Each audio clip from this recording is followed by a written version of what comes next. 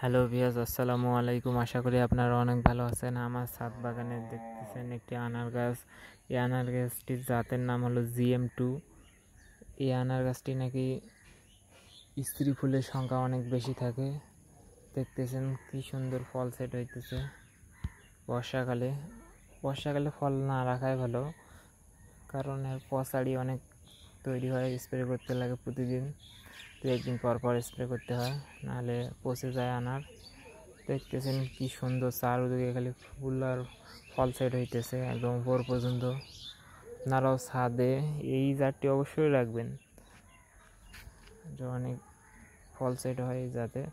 দেখতেছেন এইদিকে ফল, এইদিকে ফল, এইদিকে ফল, এইদিকে ফল, ওই নিচেও আছে ফল। তারা অবশ্যই এই জাতটি লাগাবেন। ছাদ বাগানের জন্য আদর্শ একটি জাত আনার গাছ, তো অবশ্যই ছাদে রাখবেন। আর ভালো লাগলে আমার চ্যানেলটি সাবস্ক্রাইব করবেন, লাইক করবেন। আল্লাহ হাফেজ।